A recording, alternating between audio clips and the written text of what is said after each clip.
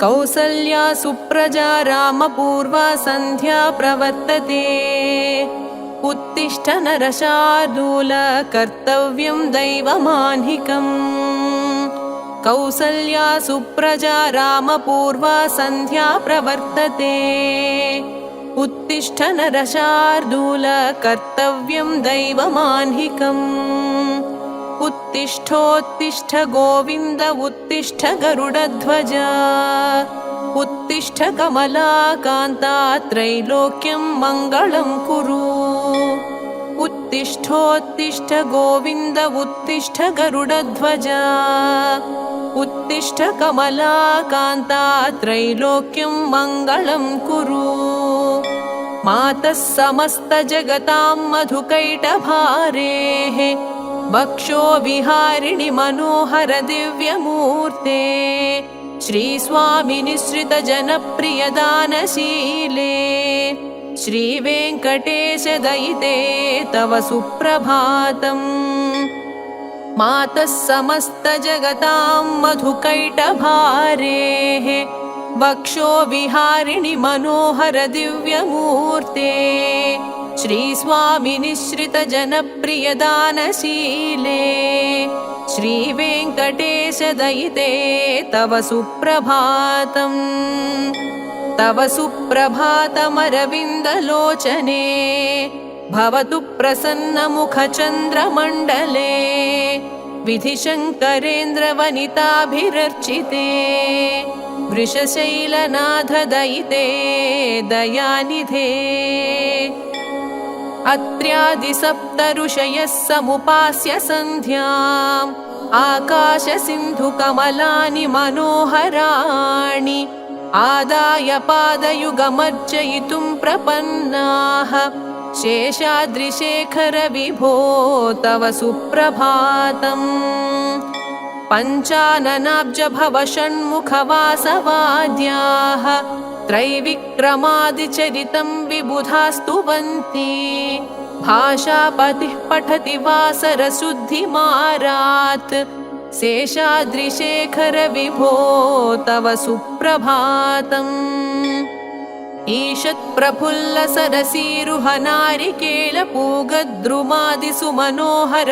ईषत्प्रफुल्लसरसीरुहनारिकेलपूगद्रुमादिसुमनोहरपालिकानाम् आवाति मन्दमनिलः सह दिव्यगन्धैः शेषाद्रिशेखर विभो तव सुप्रभातम् उन्मील्य नेत्रयुगमुत्तमपञ्जरस्थाः पात्रावशिष्टकदलीफलपायसानि भुक्त्वा सलीलमथकेलिशुकाः पठन्ति शेषाद्रिशेखर विभो तव सुप्रभातम् तन्त्री प्रकर्ष मधुरस्वनया विपञ्च्या गायत्यनन्तचरितं तव नारदोऽपि भाषा समग्रमसत्कृत्करचाररम्याम् शेषाद्रिशेखर विभो तव सुप्रभातम् भृङ्गावळी च मकरन्दरसानुविद्धझङ्कारगीतनिनदैः सह सेवनाय निर्यात्युपान्तसरसीकमलोदरेभ्यः शेषाद्रिशेखर विभो तव सुप्रभातम् योषा गणेन वरदध्निविमध्यमाने घोषालयेषु दधिमन्थनतीव्रघोषाः रोषात्कलिं विदधते ककुभश्च कुम्भाः शेषाद्रिशेखर विभो तव सुप्रभातम् पद्मेशमित्रशतपत्रगतालिवर्गाः हर्तुं श्रियं कुवलयस्य निजाङ्गलक्ष्म्या भेरीनिनादमिव बिभ्रति तीव्रनादम् शेषाद्रिशेखर विभो तव सुप्रभातम् श्रीमन्नभीष्टवरदाखिललोकबन्धो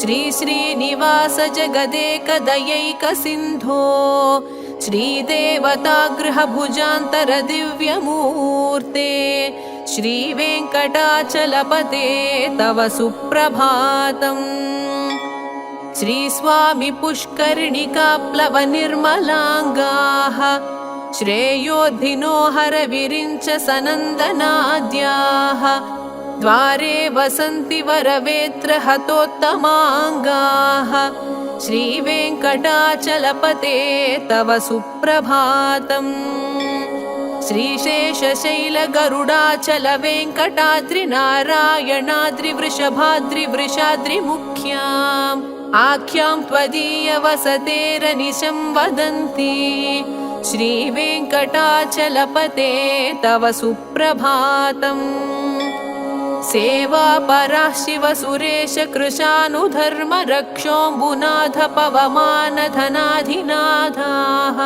बद्धाञ्जलिप्रविलसन्निजशीर्षदेशाः श्रीवेङ्कटाचलपते तव सुप्रभातम् धाटीषु ते विहगराज मृगाधिराज नागाधिराज गजराज हयाधिराजाः स्वस्वाधिकारमहिमादिकमर्थयन्ते श्रीवेङ्कटाचलपते तव सुप्रभातम्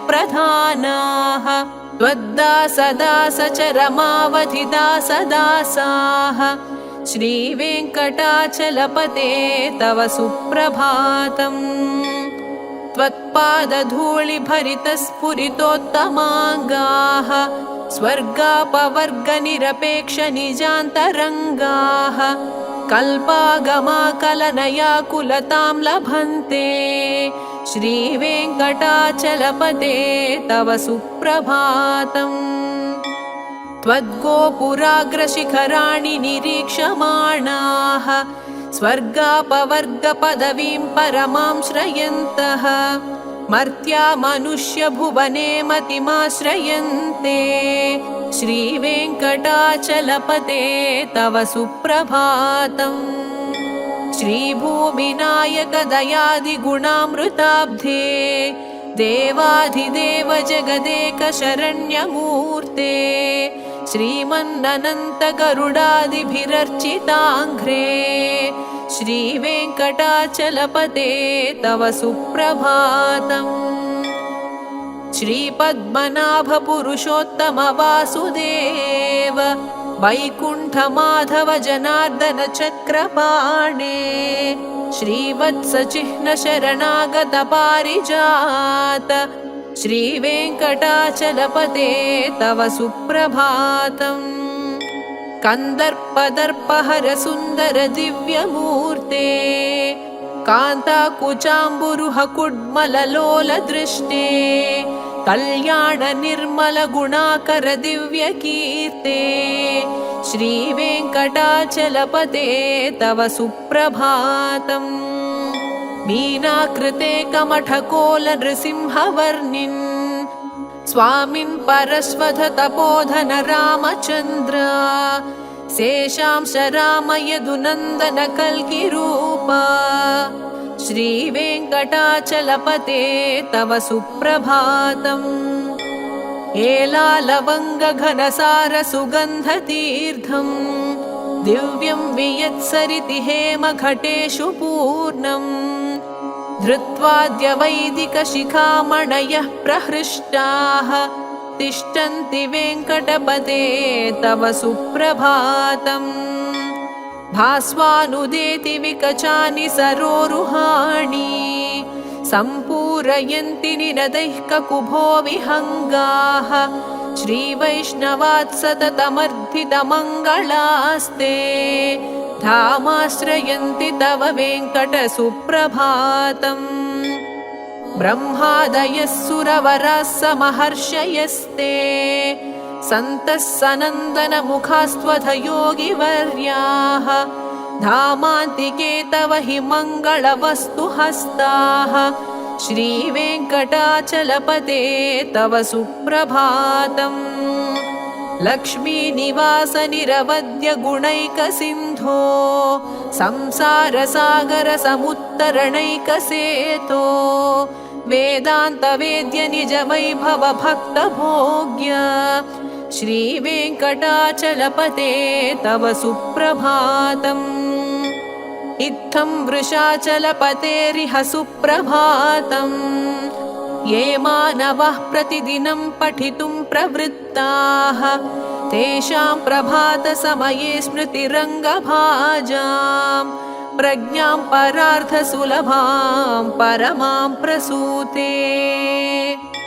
कमलाकुचूचुककुङ्कुमतो नियतारुणितातुलनीलतनो कमलायतलोचनलोकपते विजयी भव वेङ्कटशैलपते। कमलाकुचूचुककुङ्कुमतो नियतारुणितातुलनीलतनो कमलायतलोचनलोकपते विजयी भव वेङ्कटशैलपते। स चतुर्मुख षण्मुख पञ्चमुख प्रमुखाखिलदैवतमौळिमणे शरणागतवत्सलसारनिधे परिपालय मां वृषशैलपते। अतिवेलतया तव दुर्विषहैरनुवेलकृतैरपराधशतैः भरितं त्वरितं वृषशैलपते परया कृपया परिपाहि हरे। अधिवेङ्कटशैलमुदारमतेर्जनताभिमताधिकदानरतात् परदेवतया गदितान्निगमैः कमलादयितान्न परं कलये। कलवेणुरवावशगोपवधूशतकोटिवृतात् स्मरकोटिसमात् प्रतिवल्लविकाभिमतात् सुखदात् वसुदेवसुतान्न परं कलये। अभिरामगुणाकरदाशरथे जगदेकधनुद्धर धीरमते रघुनायक राम रमेश विभो वरदो भवदेव दयाजलधे।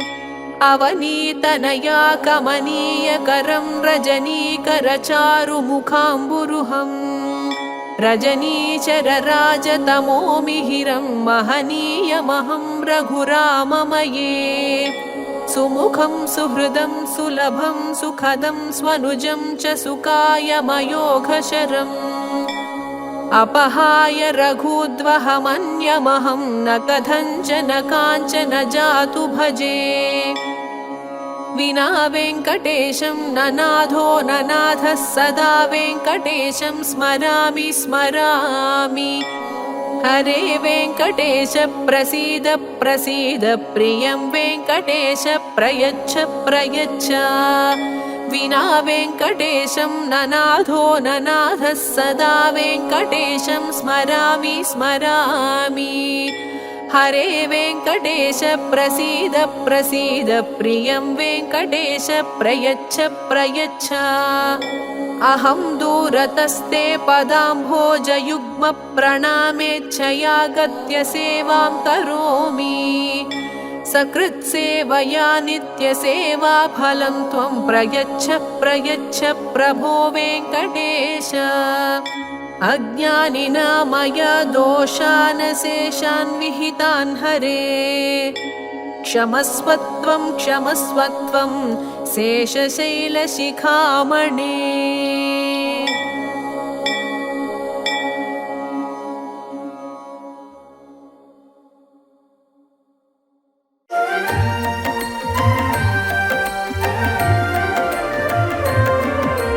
సుందరమూర్తిని చూడండి అందరి దైవం నమ్మండి. ఉమా సహిత హృదయవాసుడు పూర్విజనులకు విభుడండి. వందనం వందనం సుందరమూర్తికి వందనం. ఆనందనందనునికి ఆనందమూర్తికి అభివందనం. వందనం వందనం సుందరమూర్తికి వందనం. ఆనందనందనునికి ఆనందమూర్తికి అభివందనం. ఆనందమూర్తికి అభివందనం. సుందరమూర్తిని చూడండి.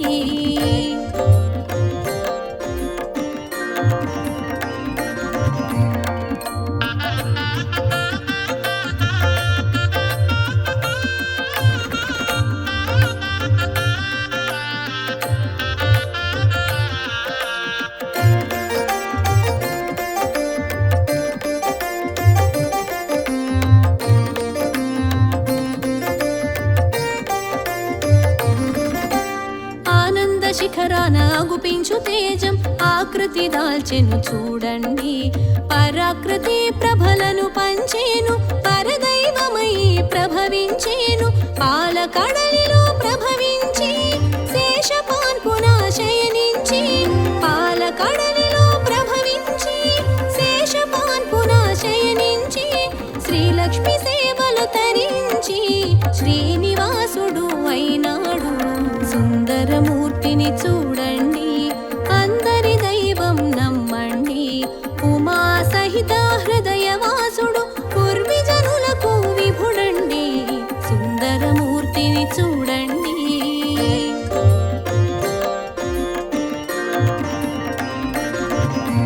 గోవింద హరి గోవింద, గోకులనందన గోవింద, అనాథ రక్షక గోవింద, అమృత రూప గోవింద.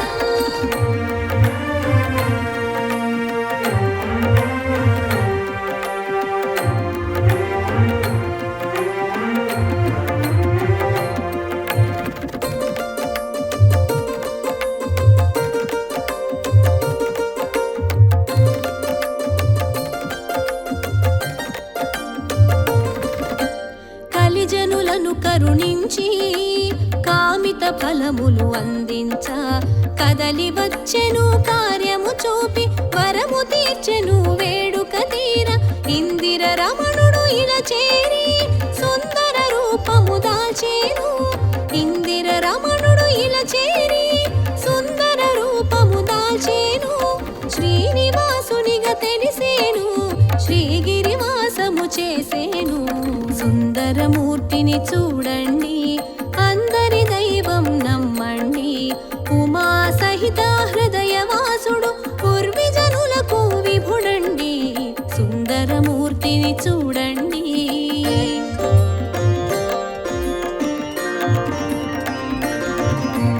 గోవింద హరి గోవింద, గోకులనందన గోవింద, అనాథ రక్షక గోవింద, అమృత రూప గోవింద.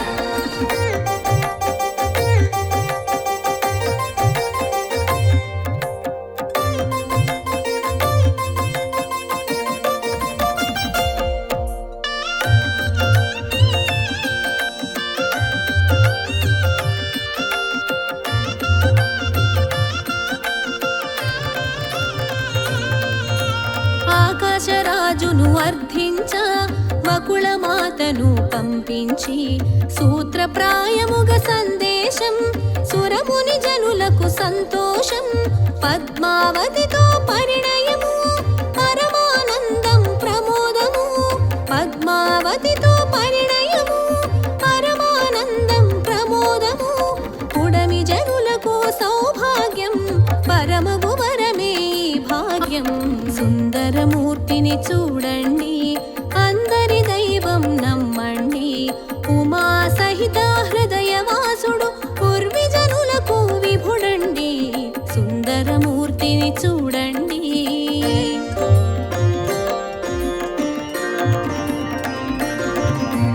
గోవింద హరి గోవింద, గోకులనందన గోవింద, అనాథ రక్షక గోవింద, అమృత రూప గోవింద.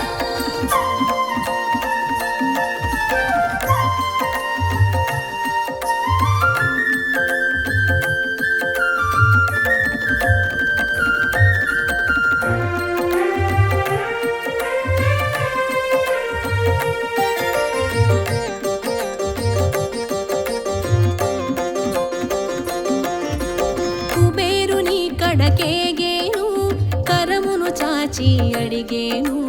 కాసులు రుణముగా కోరేను, కరపత్రమును వసగేను.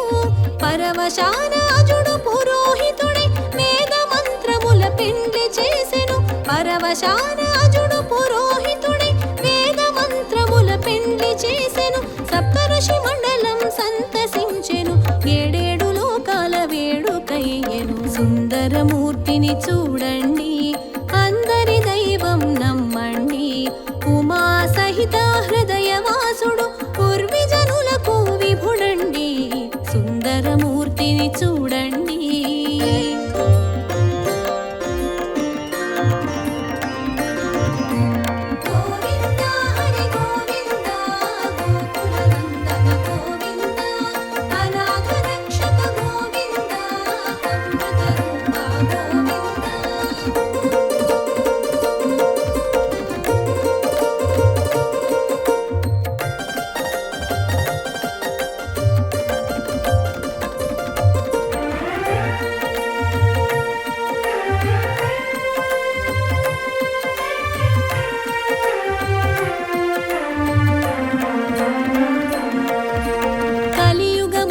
కనిపించే దైవం కలకాలం కరుణించే నైజం వరదహస్తమును చూపేను అభయహస్తమున అమరేను తిరుమల నంబికి తోడుగా వచ్చి అండగల అన్నిట అదను కాచెను తిరుమల నంబికి తోడుగా వచ్చి అండగల అన్నిట అదను కాచెను ముంగిట మూర్తిగా కూడి నిలిచెను భక్తవశుడవై బాసటయ్యెను సుందరమూర్తిని చూడండి అందరి దైవం నమ్మండి ఉమా సహిత హృదయవాసుడు పూర్విజనులకు విభుడండి సుందరమూర్తిని చూడండి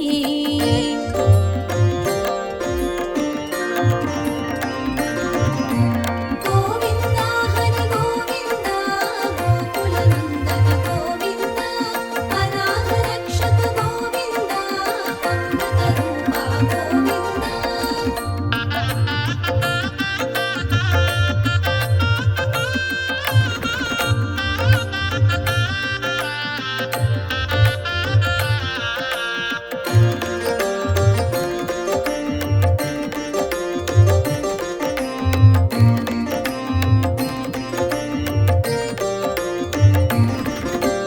అనంతాళ్వారుకు అందని వాడు ఆళ్వారుల వ్రతమున అందరి వాడు అమృతానందం పంచినవాడు అడగని వరమును ఒసగని రేడు వెంకటరమణుడై వెలుగొందేడు సంకటహరుడై శోభించేడు వెంకటరమణుడై వెలుగొందేడు సంకటహరుడై శోభించేడు సప్తగిరి శిఖరాన సేద తీరేడు ఆతజన హృదయాల అధివసించేడు సుందరమూర్తిని చూడండి అందరి దైవం నమ్మండి ఉమా సహిత హృదయవాసుడు పూర్విజనులకు విభుడండి సుందరమూర్తిని చూడండి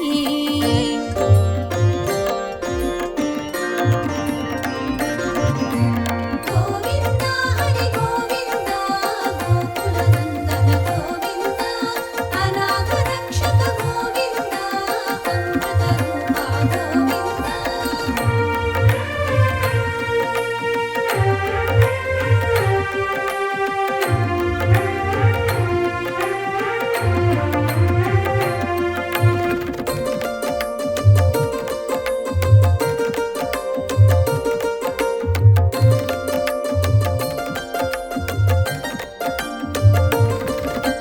తలనీలాలను అర్పించకోరి తలబరువు తెలిసి తగ్గింపజేసెను ఎదబరువు చూసి తగ్గించతానే ఎదపీఠాన చేరి అసీనుడు నిత్య కళ్యాణాలు జరిపించుకుంటూ పలు సేవ సౌఖ్యాల సేద తీరేవు నిత్య కళ్యాణాలు జరిపించుకుంటూ పలు సేవ సౌఖ్యాల సేద తీరేవు నీ సేవ భాగ్యము మాకు ఒసగేవు జన్మలే ధన్యము దారి చూపేవు సుందరమూర్తిని చూడండి అందరి దైవం నమ్మండి ఉమా సహిత హృదయవాసుడు పూర్విజనులకు విభుడండి సుందరమూర్తిని చూడండి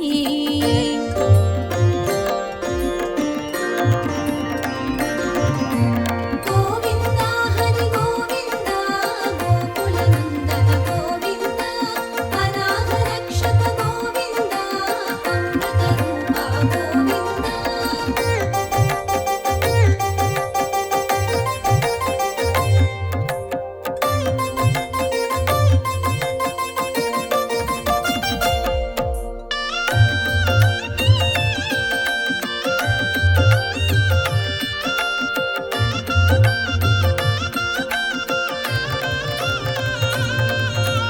దారి తెలియక నీ దరి చేర ఏడు కొండల దారినెక్క చూపేవు ఆనంద నిలయాన అడుగు పెట్టంగా ఏకశిల రూపాన ఎదుట నిలిచేవు అన్నమయ్య పురందరులకు అమృత గానమునసగేవు అన్నమయ్య పురందరులకు అమృత గానమునసగేవు ఆ గానమునే పూజగా తలచి పరమ పదమున చేర్చేవు సుందరమూర్తిని చూడండి అందరి దైవం నమ్మండి ఉమా సహిత హృదయవాసుడు పూర్విజనులకు విభుడండి సుందరమూర్తిని చూడండి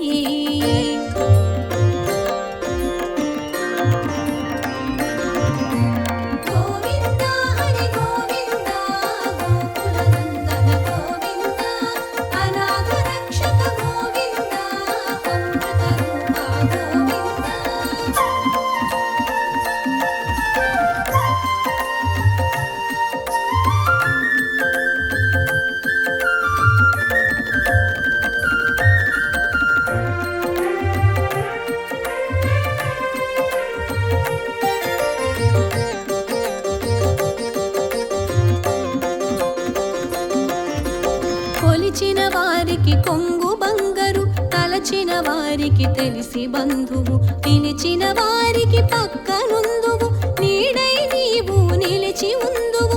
గోవింద హరి గోవింద గోకుల నందన గోవింద, గోవింద హరి గోవింద గోకుల నందన గోవింద, అనాథ రక్షక గోవింద, అమృత రూప గోవింద. సుందరమూర్తిని చూడండి, అందరి దైవం నమ్మండి, ఉమా సహిత హృదయవాసుడు పూర్విజనులకు విభుడండి. సుందరమూర్తిని చూడండి.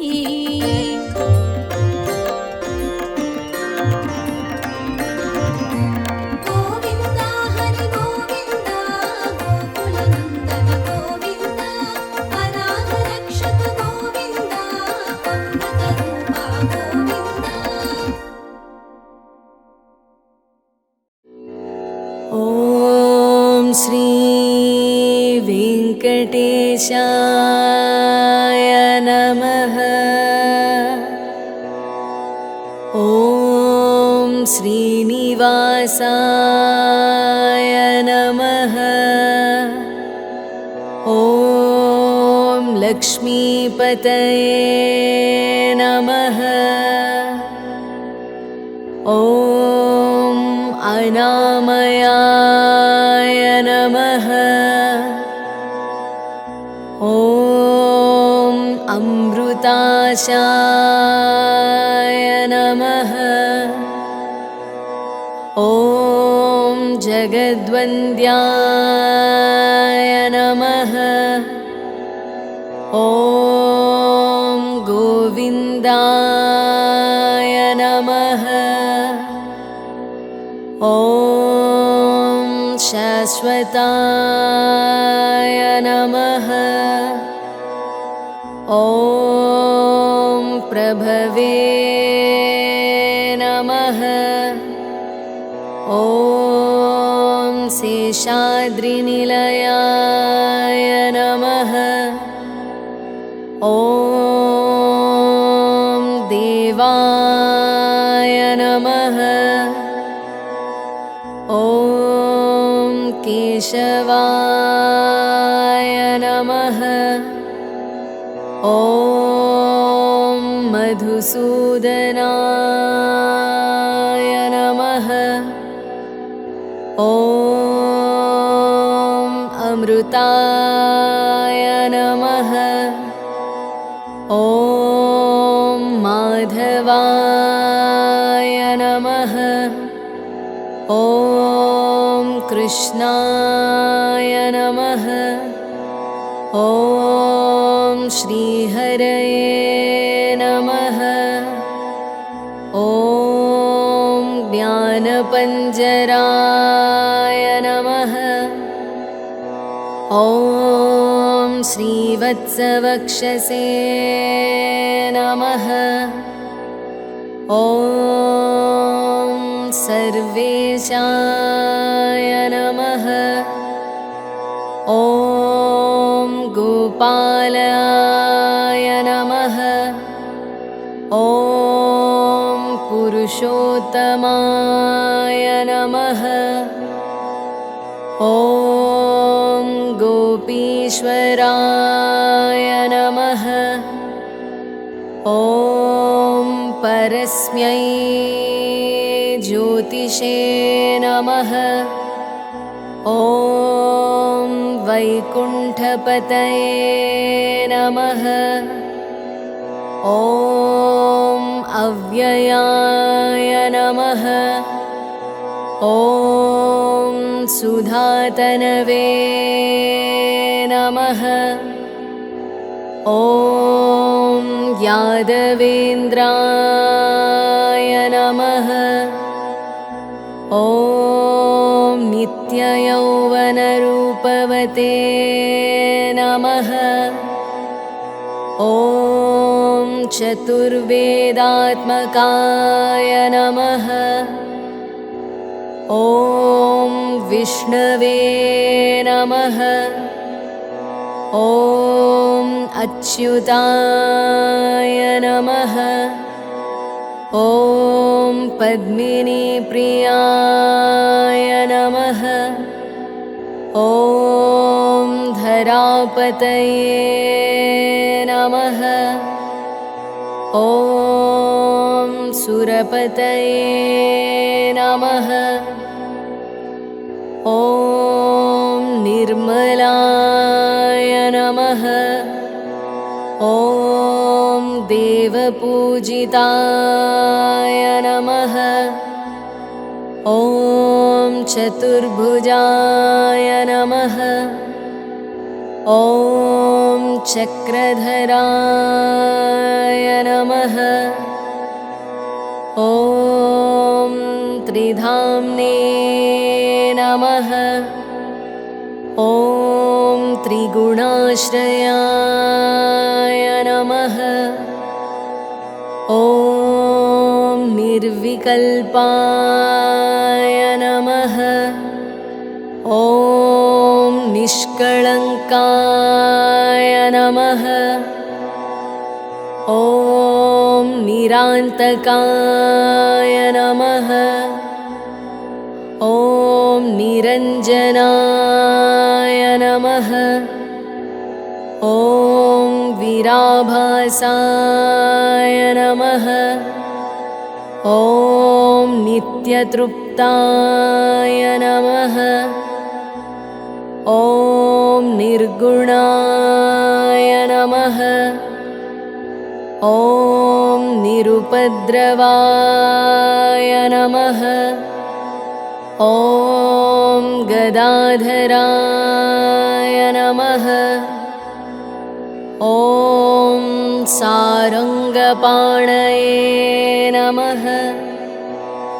ॐ नन्दकिने नमः। ॐ शङ्खधारकाय नमः। ॐ अनेकमूर्तये नमः। ॐ अव्यक्ताय नमः। ॐ कटिहस्ताय नमः। ॐ वरप्रदाय नमः।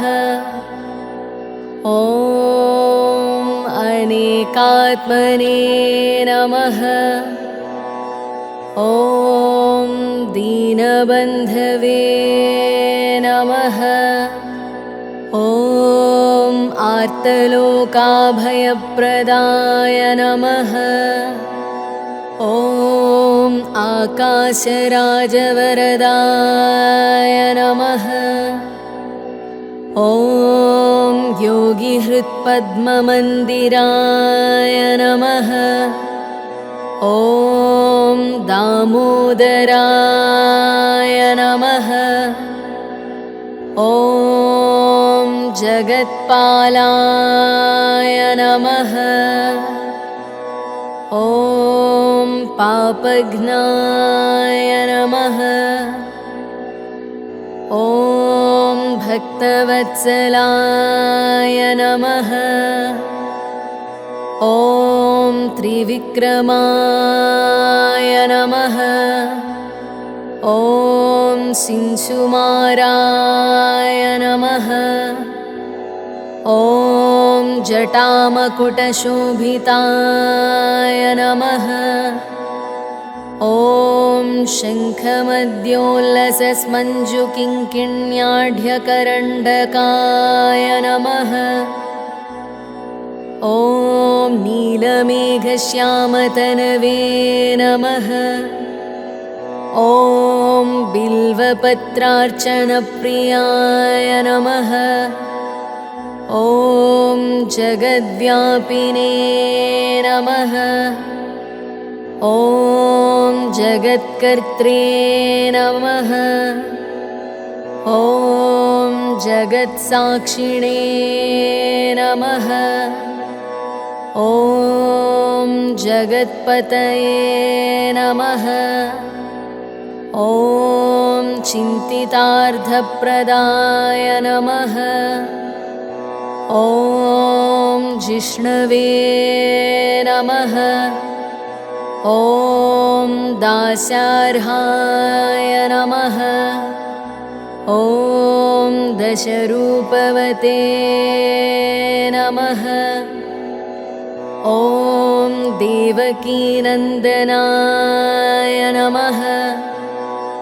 ॐ शौर्ये नमः। ॐ हयग्रीवाय नमः। ॐ जनार्दनाय नमः।